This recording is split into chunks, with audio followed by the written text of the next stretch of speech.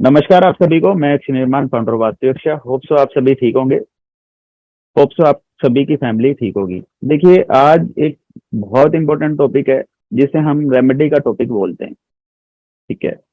Remedies क्या होती हैं, रेमेडीज को कैसे किया जाता है, आजकल मार्केट में रेमेडीज को कैसे दिया जाता है, उस पर भी थोड़ी चर्चा करेंगे। ठीक है।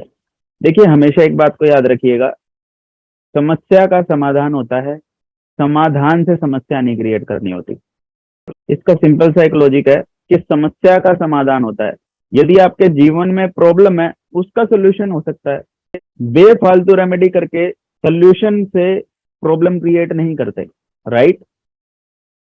हमेशा प्रॉब्लम के लिए रेमेडी को किया जाता है। देखिए, रेमेडीज का एक लॉजिक बताऊंगा मैं आपको, जो कैसे यूज करते हैं और प्रैक्टिकली बुक्स में क्या लिखा हुआ है और मार्केट में क्या दिया जाता है। बहुत सारे स्टूडेंट मुझसे क्वेश्चन करते हैं कि सर, हमने वहां से ये रेमेडी सीखी, हमारे को वो रेमेडी पता चल गई। लेकिन रेमेडी का एक लॉजिक है, तथ्य है, प्रैक्टिकली यूज है। आप मन में आया कोई भी रेमेडी कर ली, मन में आया किसी भी चीज का दान कर दिया, मन में आया किसी भी चीज को धारण कर लिया। आजकल यही चल रहा है। आजकल तो छोटे छोटे कोर्सेज बना दिए जाते हैं कि 999 में, 2000 में, 5000 में रेमेडीज का कोर्स कर लो। भैया, रेमेडीज तो बच्चा तब करेगा जब उसको समस्या पता हो चार्ट की। एस्ट्रोलॉजिकल जब उसे नॉलेज होगी, जब प्रॉब्लम होगी, उसी का तो सोल्यूशन देगा वो। राइट। या बगैर प्रॉब्लम जाने रेमेडीज करना स्टार्ट कर देगा। ये तो वो ट्यूशन क्लास होगी, बस डायरेक्ट पास होने के लिए लास्ट नाइट को पढ़ा जाता है। ये तो वो वाली क्लासेस होगी। राइट। देखिए, हमेशा एक बात को समझिए कि किसी भी रेमेडी को करवाने के लिए आपको पहले उस फील्ड की नॉलेज होनी जरूरी है। आप कोई भी रेमेडी करेंगे ना या करवाएंगे क्लाइंट को, तो पहले आपको एस्ट्रोलॉजिकल उसका ज्ञान होना जरूरी है। अब देखो, दो तरीके के कर्म होते हैं। पहले कर्म होते हैं संचित कर्म, और जो दूसरे कर्म होते हैं उन्हें प्रारब्ध कर्म बोला जाता है। पहले कर्म कौन से होते हैं? संचित कर्म। दूसरे कर्म कौन से होते हैं? प्रारब्ध कर्म। तो जो संचित कर्म होते हैं उनकी रेमेडीज हम कर सकते हैं, उनकी एस्ट्रोलॉजिकल उपाय हम कर सकते हैं। लेकिन जो प्रारब्ध कर्म जो होते हैं, जो प्रारब्ध कर्म होते हैं, वो फिक्स्ड कर्म होते हैं, वो तो हमें भुगतना ही भुगतना है। क्योंकि हमारा ग्रंथों में पुनर्जन्म का जिक्र है, तो कहा जाता है कि आपके जीवन में जो समस्याएं आती हैं या प्रॉब्लम आती हैं, वो आपके पिछले जन्म के कर्मों के साथ साथ इस जन्म के कर्मों से भी मिलती है। ठीक है। तो संचित कर्म का कॉन्सेप्ट क्या है कि संचित कर्म के ही उपाय किए जाते हैं। अब उपाय में कैसे क्या क्या चीजें आती हैं, जैसे हम रेमेडी कर लेते हैं, एस्ट्रोलॉजिकल रेमेडीज। ठीक है। हम संचित कर्म को काट सकते हैं, जैसे हम व्रत कर लेते हैं। ठीक है। जैसे हम ये कह देते हैं जी, मैं पैदल पैदल माता जी के मंदिर में गया था, मैंने चढ़ाई की थी। वो सभी संचित कर्म में आते हैं कि अपने आप को तकलीफ देके, राइट, उन कर्मों को काटना। यानी कि आपके जीवन में कोई प्रॉब्लम आ रही है, आप कह रहे हो जी मैं ऐसा काम करूंगा, मैं ये चीजें करूंगा जिसकी वजह से शायद मेरी वो प्रॉब्लम सोल्व हो जाए। लेकिन इसके अपोजिट जो प्रारब्ध कर्म है, वो तो आपको भुगतने ही पड़ेंगे। जो लिखा हुआ है तो लिखा होगा। उसका उपाय से कुछ लेना देना नहीं है। आप कितने भी उपाय कर लीजिए, उसका रिजल्ट नहीं मिलेगा। अब इनको पता कैसे लगाएं? संचित कर्म और प्रारब्ध कर्म को पता लगाने का कोई तरीका नहीं, वो तो आपके टाइम के साथ आपको समझ आने लग जाते हैं। अब इसी कॉन्सेप्ट में लाल किताब में जिक्र आता है प्रैक्टिकली।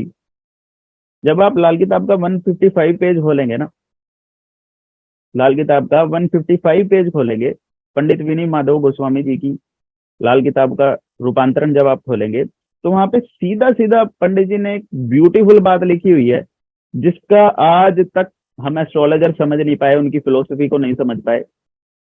उनके जो थॉट्स थे वो आज के जमाने से काफी ज्यादा एडवांस थे। उन्होंने एक बात लिखी, ग्रह उपाय के नाम से होगा। उन्होंने पेज नंबर 155 पे लिखा हुआ है कि ग्रहफल का उपाय नहीं मानते, राशिफल का उपाय काबिले होगा। दोबारा से रिपीट करता हूं, पेज नंबर 155 पे उन्होंने लिखा है ग्रहफल का उपाय नहीं मानते, राशिफल का उपाय सदा काबिले होगा। अब राशिफल और ग्रहफल जब आपको लाल किताब के असूल के अनुसार निकालने नहीं आते तो आप रेड बुक की रेमेडीज कैसे कर देंगे? इज एम राइट और रॉन्ग? जब उन्होंने डायरेक्टली एक चीज बोल दी, ग्रहफल का उपाय नहीं होता, सिर्फ राशिफल का उपाय होता है, राशिफल का उपाय ही काबिले होगा। दूसरी कंडीशन उन्होंने क्या लिखी कि रात के समय, पेज नंबर 156 पे जब आप जाएंगे, कि रात के समय कोई उपाय मत करो, ठीक है। तीसरी कंडीशन उन्होंने क्या लिखी, 156 पेज पे लिखा आता है कि खून का रिश्तेदार आपका उपाय कर सकता है, ठीक है। तो जब आपको लाल किताब के अनुसार ग्रहफल और राशिफल को निकालना ही नहीं आता तो आप लाल किताब की रेमेडीज किस लॉजिक से कर रहे हैं, किस थॉट से कर रहे हैं, राइट? अब लाल किताब की रेमेडीज प्लेसमेंट के हिसाब से बना दी जाती हैं। भाई लाल किताब के असूल के अनुसार ही तो ग्रहफल राशिफल बनेगा, उसी के अनुसार तो उपाय बनेंगे। लाल किताब के अनुसार ही तो हम देखेंगे कौन सा प्लेनेट नेगेटिव है और कौन सा प्लेनेट पॉजिटिव है, राइट? जब हमें पता ही नहीं, अब आजकल एस्ट्रोलॉजर क्या करते हैं, वैदिक एस्ट्रोलॉजी के अनुसार ही, पराशरी ज्योतिष के अनुसार तो कुंडली देखते हैं, उपाय लाल किताब के। ये कोई लॉजिक हुआ? है ना? यही होता है, पराशरी ज्योतिष के अनुसार हमने कुंडली देख ली, कुंडली देखने के बाद लाल किताब का उपाय खोला, ले भाई जल प्रवाह कर दे, ले भाई धरती में गाड़ दे। वो लाल किताब के अनुसार क्या पता वो प्लेनेट अच्छा बैठा हो, हमारे हिसाब से वो नेगेटिव बैठा हो। तो उसका तथ्य है, उसका लॉजिक आप टीचर से पूछिए। सेकंड कंडीशन क्या है? दो कंडीशन मैंने आपको बताई, संचित कर्म और प्रारब्ध कर्म। तो मुझे मेरे थॉट के अनुसार, शायद मैं इस लायक हूं भी नहीं कि मैं कुछ बोल सकूं, लेकिन एक छोटा सा स्टूडेंट हूं मैं रेड बुक का, तो पंडित जी की फिलोसफी मुझे इससे कनेक्टेड लगती है, संचित कर्म और प्रारब्ध कर्म से, जो उन्होंने ग्रहफल और राशिफल का लॉजिक बताया, राइट? अब दूसरी कंडीशन क्या है, एक बुक आती है, आप बुक को सर्च करेंगे, उस बुक का नाम है लाल किताब व्याकरण एंड भावफल विचार, डॉक्टर अमर अग्रवाल की यह किताब है। दोबारा से रिपीट कर देता हूं, लाल किताब व्याकरण एवं भावफल विचार, डॉक्टर अमर अग्रवाल जी की यह किताब है। उन्होंने पेज नंबर 338 पे, 338 पे एक बात लिखी है कि टेवे में उच्च के ग्रहों या हर तरह से कायम ग्रहों की चीजों का दान देना मना है। मतलब साफ है कि जो ग्रह नेक कायम हो उसको अगर समझने के लिए खजाना माने तो दान देने या बांटने से खजाने में कमी आ जाएगी। अब डॉक्टर अमर अग्रवाल की अगर आप बुक्स खरीदेंगे तो लाल किताब के बारे में बहुत डीपली रिसर्च की हुई है उन्होंने, और उनका थॉट प्रोसेस मुझे बहुत अच्छा लगता है, एक्सप्लेनेशन करने का तरीका बहुत प्यारा लगता है। उन्होंने सीधा बोला कि जो प्लेनेट उच्च के हैं या कायम है, लाल किताब के अनुसार उनसे रिलेटेड चीजों का दान देना या उनसे रिलेटेड चीजों को बांट देना, एक तरीके से अगर हम उसे खजाना माने तो वह उसे कमी कर देगा। सीधा सा लॉजिक है कि जो प्लेनेट आपका पॉजिटिव प्लेनेट है उस चीज को तो आप दान कर ही नहीं सकते। उन्होंने यही बोला, पेज नंबर 338 आप खोलेंगे, लाल किताब, बुक का नाम है लाल किताब व्याकरण एंड भावफल विचार, ठीक है। सेकंड, उन्होंने क्या पॉइंट दिया, उन्होंने बोला टेवे में नीच के ग्रहों या मंदे घरों के ग्रहों की चीज का दान, यानी कि मुफ्त में लेना, मुफ्त में लेना उस ग्रह के मंदे असर को कई गुना ज्यादा करती चली जाएगी। यानी कि जो प्लेनेट नेगेटिव है उन उस प्लेनेट की चीजों को यदि आप ले लेंगे दान में, फ्री में, तो प्लेनेट और नेगेटिव हो जाएगा। थॉट्स क्या है, लॉजिक है, लाल किताब पूरी तथ्य पे बेस्ड है, ठीक है। लाल किताब पूरे लॉजिक पे बेस्ड है और तथ्य पे बेस्ड है। साथ में उन्होंने एक पॉइंट दिया कि ग्रह की बेजान चीज ग्रह की जानदार चीज के हवाले करना। मीन्स टू से, जैसे सूरज, उन्होंने एग्जांपल दिया, जैसे सूरज का खुद का कोई उपाय नहीं होता, बल्कि उसको ताकत दी जाती है।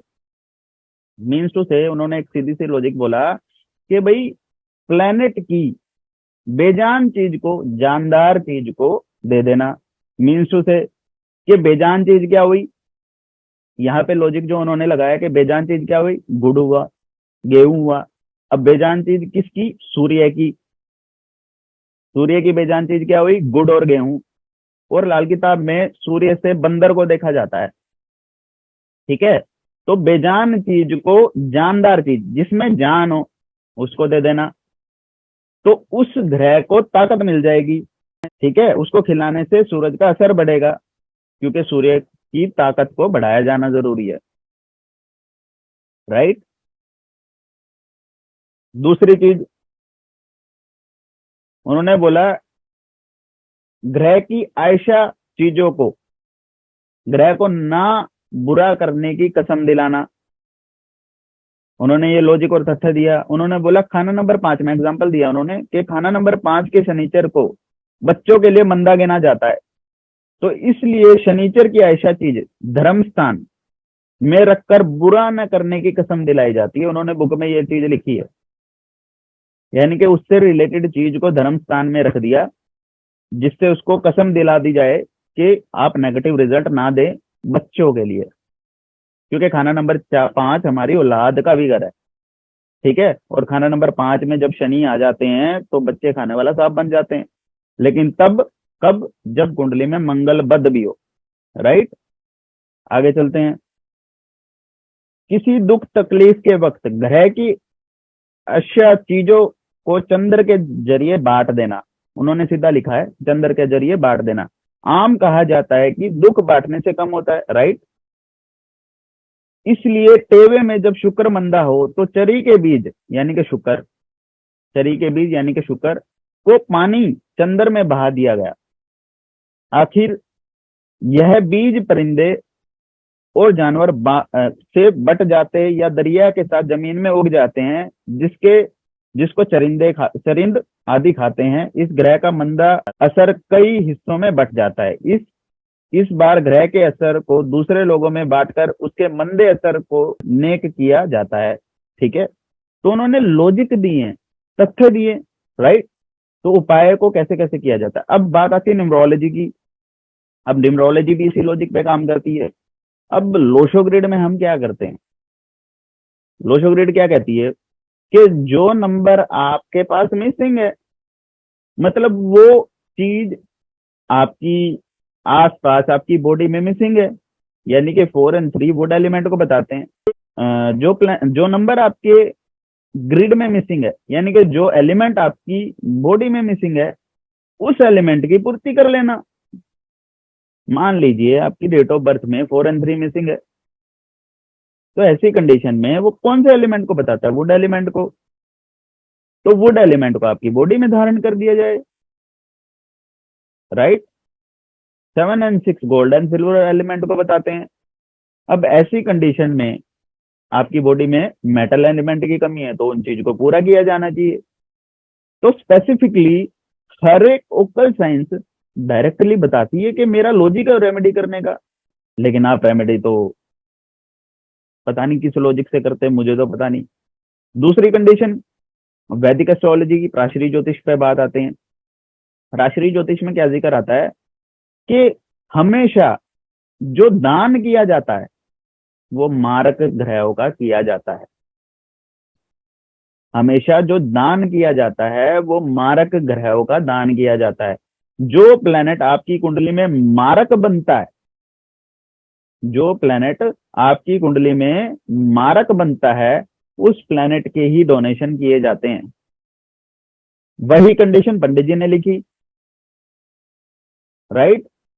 डॉक्टर अमर अग्रवाल जी ने लिखी कि उच्च के ग्रहों का दान नहीं करना, पॉजिटिव प्लेनेट का दान नहीं करना। तो यही वो कह रहे हैं कि जो नेक और कायम, उन्होंने लिखा जो नेक और कायम। ऐसे ही वैदिक एस्ट्रोलॉजी कह रही है, प्राशरी ज्योतिष कह रही है, जो प्लेनेट पॉजिटिव है उसका दान मत करो, जो योग कारक है वो दान मत करो उसका।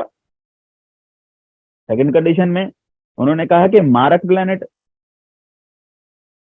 प्लेनेट का हमेशा दान करो, क्योंकि मारक प्लेनेट जब भी एक्टिवेट होगा वो आपको प्रॉब्लम क्रिएट करेगा,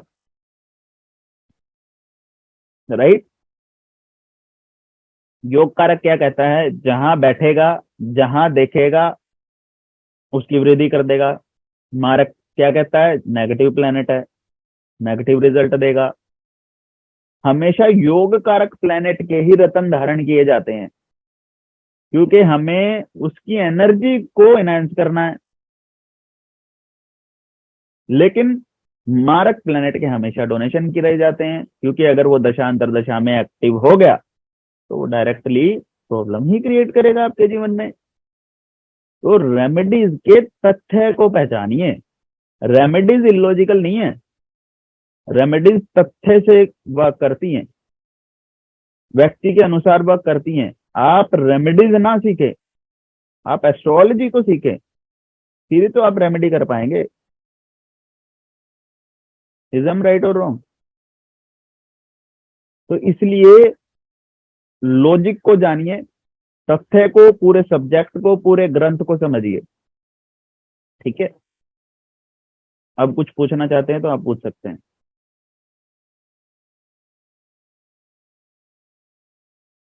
सर, एक क्वेश्चन है हाँ जी रेमेडीज से आशीष, रिलेटेड ही जी आशीष जी।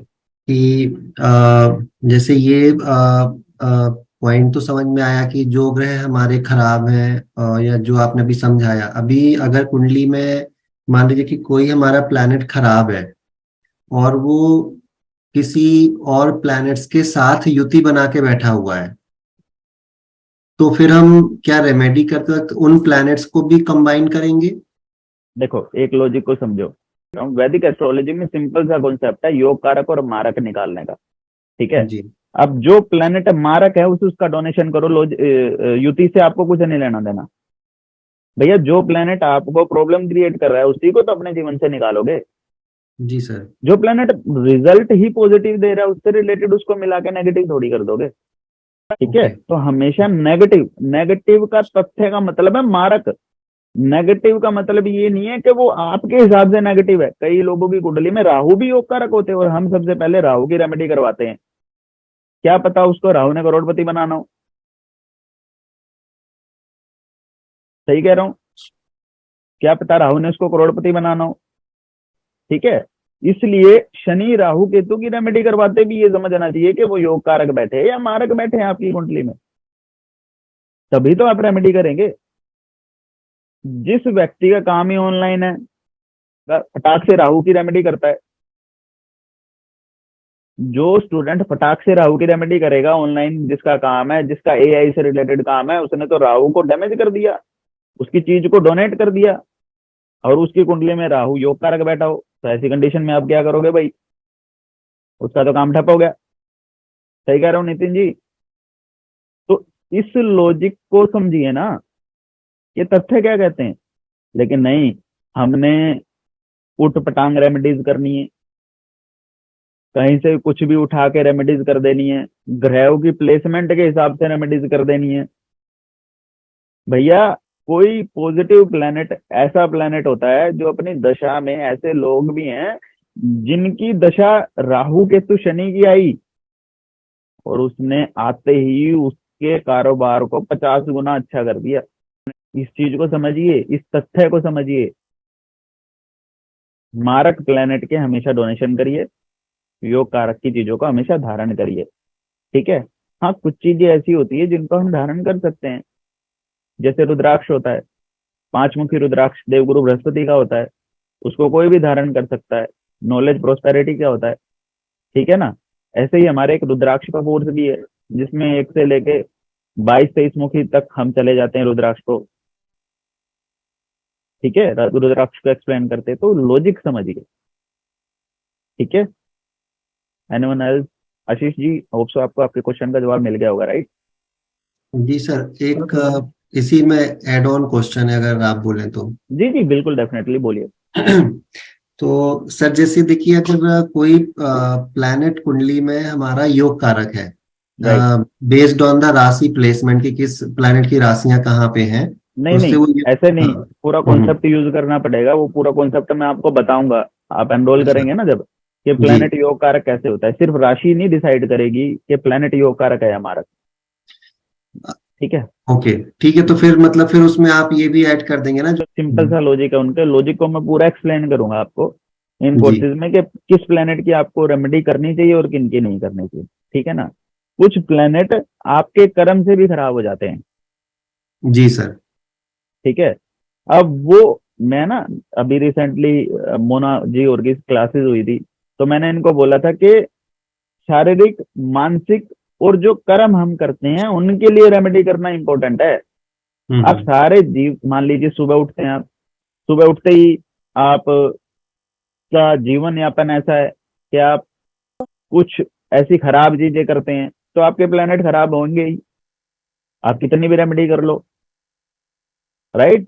तो वो कंडीशन, पूरी कंडीशन हमने चार्ट के हिसाब से लगानी होती है योग कारक और मारक निकालने में। सिर्फ राशि प्लेसमेंट को मत देखो। राशि प्लेसमेंट होगा, उसके बाद वो लगन के साथ कैसी दोस्ती दुश्मनी रखता है, उसकी प्लेसमेंट क्या है, उसकी डिग्री क्या है, बहुत सारे कॉन्सेप्ट लगाने पड़ते हैं कि वो प्लेनेट रिजल्ट देगा भी या नहीं देगा। ठीक है, तो I will tell you. Sir आप कारक का कारक बाधित थ्योरी वाली बात कर रहे हैं सर। थोट, मार्क जैसे 2 और 7 मार्क है तो उसके उपाय कराने हैं। जो पूरे चार्ट को देखा जाना जरूरी है सुनील जी। अब क्या लॉजिक बताऊं मैं आपको ऑनलाइन में। सर मार्क की आपने बात की है तो सेकंड हाउस और 7th हाउस ही मार्क बोलते हैं हम। कोई जरूरी नहीं है, योग कारक भी हो सकता है। ठीक है सर, दूसरे और मैं आपको सातवें को पॉइंट। आप मारक गिनते हो ना, जी तो जी जी। जरूरी नहीं है कि वो कुंडली में मारक ही हो, योग कारक भी हो सकता है। कुंडली में योग कारक ही होते हैं तो वही कंडीशन है, उस कंडीशन पे हम कैसे रेमेडी करवाएंगे। जी, जो मारक है ऑब्वियस सी बात, उसकी रेमेडी करवाओ। जो योग कारक है उसकी रेमेडी मत करवाओ। सिंपल ठीक सा है सर। लॉजिक है। आपके थॉट में थैंक यू। समझ गया हूँ कि आप ये कह रहे हैं ठीक। जी दूसरा और सातवां हमेशा मारक होता है, राइट। जी लेकिन जी ऐसा नहीं होता। जी जी अगर वो प्लेनेट को, अगर आप ढंग से चार्ट को एनालाइज करेंगे, तो कई बार वो प्लेनेट योग कारक निकल आता है। जी जी ठीक है ना, उस हिसाब से आप जी जी करना। ये नहीं है, यही तो कह रहा था मैं आशीष जी को कि भाई जी योग कारक का पूरा कॉन्सेप्ट है। जी जी पूरे चार्ट में देख के योग कारक का पूरा कॉन्सेप्ट है, कॉन्सेप्ट के हिसाब से योग कारक मारक निकालो। जरूरी नहीं है कि दूसरा और सातवां मारक ही होंगे। इसका कोई जी। लॉजिक नहीं है कि दूसरा और सातवां मारक ही होंगे, वो योग कारक भी हो सकते हैं। इस चीज को समझिए। ठीक है। हाँ जी, और किसी का कोई क्वेश्चन है रेमेडी से रिलेटेड। सर अगर मारक ग्रह उच्च का हो जाए फिर? मारक ग्रह उच्च का होता ही नहीं है। अगर जो उच्च का हो गया तो वो योग कारक हो गया, obvious सी बात है। यही तो कहता हूँ मोना जी, तथ्य पे फोकस करो। मारक ग्रह उच्च का हो गया तो वो पॉजिटिव प्लैनेट बैठा है, योग कारक बैठ गया आपकी कुंडली में। ठीक है, सही कह रहा हूँ सुनील जी। जी अनम्यूट सर करके। जी। जब प्लैनेट योग कारक ही हो गया, तो जो प्लैनेट उच्च का ये बैठ गया, तो आपका योग कारक ही प्लैनेट है। चलिए। हाँ हाँ, कोई कुछ पूछ सर रहा था। मारक जो है हर बार वो डिस्टर्ब ही करेगा? मारक मारक है, जो नेगेटिव नहीं बन गया प्लैनेट कुंडली में, मारक डिस्टर्ब ही करेगा, प्रॉब्लम ही क्रिएट करेगा। सर ने बोला सेकंड एंड 7th हाउस, और पैसा भी वही देता है और वाइफ पार्टनर का घर भी वही है, तो देखो वो जो मारक उन्होंने, भी काउंट हुआ? डेफिनेटली, देखो जो जब ग्रंथ लिखे गए ना, तो जी उन्होंने अपने हिसाब से मारक बोला। जो ऋषि जो ग्रंथ लिखेगा, वह स्त्री को और धन को पॉजिटिव बोलेगा, शादी को और धन को किसी ऋषि के लिए वो जरूरी है। जो उसके मोक्ष लिए की राह पे नहीं निकल है। गया, लेट मी कंप्लीट, जो मोक्ष की राह पे निकल गया, क्योंकि सुनील जी सही कह रहा हूं, तो जी उन्होंने सर। अपने लॉजिक के हिसाब से दूसरे और साथियों को नेगेटिव बोला ना। लेकिन आप सभी को तो चाहिए धन भी, और शादी भी करनी है, तो फिर राइट। हमें मारक और किस तरीके से ढूंढना पड़ेगा? ऐसा नहीं होता है कि दूसरा और सातवां मारक ही होता है, इसका कोई लॉजिक नहीं है। दूसरा और सातवां योग कारक भी हो जाते हैं। वो मारक स्थान तो दे दिया, लेकिन प्लेनेट की प्लेसमेंट बताएगी, प्लेनेट का लगन लॉर्ड बताएगा कि वो पॉजिटिव बैठा है या नेगेटिव। और अगर योग कारक 6 8 12 में चले जाएं तो फिर वो योग कारक नहीं रहेंगे? सीधी सी बात है। देखो एक नहीं कुछ राजयोग बनते हैं, आप जी ये जी समझिए, कुछ राजयोग बनते हैं जो 6 8 12 में जाके भी प्लेनेट को पॉजिटिव रिजल्ट दे देते हैं, ठीक है ना। कुछ प्लेनेट सम भी बन जाते हैं, जरूरी नहीं है कि नेगेटिव या पॉजिटिव है, ठीक है। उसके लिए मैं यही कह रहा हूँ, कोई कोर कॉन्सेप्ट, वैदिक के कोर कॉन्सेप्ट को समझिए। जब मेरे कोर्सेज होते हैं ना, वैदिक न्यूमरोलॉजी और एस्ट्रोलॉजी का कंबाइन कोर्स करवाता हूँ मैं, ताकि मेरे स्टूडेंट न्यूमरोलॉजी से गलत रेमेडी ना करवा दे एस्ट्रोलॉजी की। तो मैं वैदिक एस्ट्रोलॉजी के बारे में इतना पढ़ा देता हूँ स्टूडेंट को कि वो रेमेडीज पे ना अटके, ठीक है। तो मेरा थॉट ऐसा ही है, ठीक है सिमी जी। बाकी आप लॉजिकली कुछ अच्छी बुक्स को पढ़ेंगे तो आपको समझ आ जाएगा कि प्लेनेट को योग कारक और मारक कैसे बनाते हैं या कैसे पता चलता है, ठीक है। और हाँ, एक और चीज, बहुत सारे एस्ट्रोलॉजर ये कहते हैं जी आपका ये प्लेनेट अच्छा बैठा हुआ है, पॉजिटिव बैठा हुआ है, लेकिन समस्या क्या आती है, समस्या ये आती है कि उसकी दशा अंतर दशा ही नहीं आती। अंतर तो प्रत्यंतर तो चलो आ जाए, लेकिन महादशा आती ही नहीं है, तो वो पॉजिटिव किसी काम का नहीं है, ठीक है। तो प्लेनेट को योग कारक और मारक निकालने का कॉन्सेप्ट समझिए, फिर आपको पता चलेगा कि किसकी रेमेडी करनी है और किसकी नहीं करनी। और सर अगर महादशा अंतरदशा और प्रतंत्र तीनों को देखे चलो हम, तो हमें इम्पोर्टेंस सबसे ज्यादा किसको देनी है? सभी को इम्पोर्टेंस देनी है जी, सारी इम्पोर्टेंट है। हर एक 9 पे 9 ग्रह, 12 राशियां, सभी इम्पोर्टेंट है। हर दशा इम्पोर्टेंट है, इवेंट के लिए दशा ही देखनी होती है। शॉर्ट टाइम के लिए आ रहे हैं, जैसे प्रतंत्र शॉर्ट टाइम के लिए आ रहा है, उस पर कौन सा बेशक शॉर्ट टाइम के लिए आए चाहे कोई भी आए, उसको तो फिर लॉजिक तथ्य है ना जी उसका, तो तीनों ही इम्पोर्टेंट है। अब मैं आपको ये बोलूं नहीं प्रत्यंतर देखो, जो कि आप सुनना चाहते हैं, लेकिन इसका कोई लॉजिक नहीं, ठीक है। तीनों चीजों को देखो, दशा को देखो, महादशा को देखो, अंतर को देखो, प्रत्यंतर को देखो, सूक्ष्म को देखो, सारी को देखो, तभी इवेंट निकलता है। मेरे अकॉर्डिंगली कि अगर तो फ्रेंडली हैं तो चलो महादशा अंतरदशा सब कुछ ठीक चला गया। अगर वो एंटी हैं तो फिर हम कहाँ पे इस चीज को काटेंगे कि ये एंटी हमें कहाँ पे इफेक्ट देगा? जैसे आपने मारक की बात की, अब हमारा कंफ्यूजन आ गया ना कि कब ये मारक है कब वो योग कारक है। एक क्वेश्चन तो आपने माइंड को दे दिया ना सर? डेफिनेटली। बोलूं मैं, जी आपने अपने अकॉर्डिंगली मना लिया तो आप ही जाने जी आपने कैसे बनाया, वो आप ही सोल्यूशन जानेंगे। जैसा आपने आपके अकॉर्डिंगली बना लिया, आप कह रहे हो जी मेरे अकॉर्डिंग कि भाई वो नहीं, प्लेनेट एंटी को कैसे सर, निकाले, पॉजिटिव को कैसे निकाले। हाँ, ये सर यही मेरा क्वेश्चन था ना। शायद मैं समझा नहीं पाई या तो आपको। अगर तो एंटी हैं तो हम कौन किसको काटेगा, थोड़ा सा आइडिया तो होना चाहिए ना। भैया कब हम मारक को कब मारक माने, ये भी तो है ना सर। पूरे चार्ट को एनालाइज करो, कोर्सेज खरीदो, वास्तविक के कोर्सेज खरीदो, कोर्सेज में एनरोल हो, पता चलेगा। आप अच्छे कोर्सेज को ज्वाइन करिए, ऑथेंटिक टीचर्स से पढ़िए, जो प्रैक्टिकल चीजें प्रेडिक्शन पे ज्यादा जाते हैं। मैं प्रेडिक्शन ही करना सिखाता हूँ, राइट। जी बाकी मेरे स्टूडेंट बैठे हुए हैं, अर्चना है, मोना जी है, और तो कम बच्चे हैं यार। तो वो उनको पता है कि हम टू द पॉइंट बात करते हैं, या तो इवेंट होगा या नहीं होगा, ऐसा ही करते हैं मोना जी, अर्चना ऐसे ही करते हैं भाई। हाँ जी सर। या तो इवेंट होगा या नहीं होगा, हम तो डायरेक्ट इस पे बात करते हैं, हम ना ज्यादा कहानियां बनाते हैं क्लास में। हम to the point predictive part पे जाते हैं कि जी प्रिडिक्शन करना आएगा नहीं, चार्ट पे आओ, चार्ट पे प्रिडिक्ट करो, इवेंट निकालो, ठीक है। चलो सिमी एनीवे, मैम, हम उसमें तो ना सीधा डायरेक्ट आ जाते हैं कि इस साल में ये काम आपका होगा, किस साल बिल्कुल में आप बाहर जाएंगे, किस साल में शादी होगी, इसमें सीधा आ जाते हैं उसमें। नाड़ी की बात कर रहे हैं वो, ठीक है।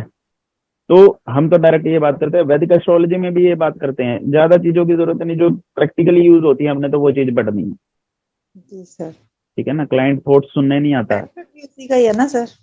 हाँ जी, बेनिफिट भी उसी का ही है ना, तो हाँ डायरेक्ट हमें डेफिनेटली, डेफिनेटली। होप सो आप मेरे लॉजिकल थॉट्स को समझ पाए होंगे। कोई जी तो सर, बोलो, आगे समझ आ गया।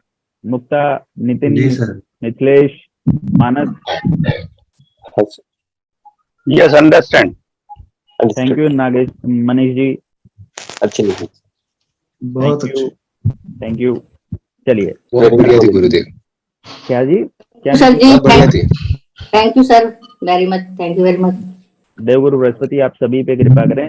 बहुत अच्छा लगा आपकी क्लास लेके। थैंक यू वेबिनार में जरूर जुड़िएगा। धन्यवाद आप सभी का। थैंक यू फॉर कनेक्टिंग वास्तविक।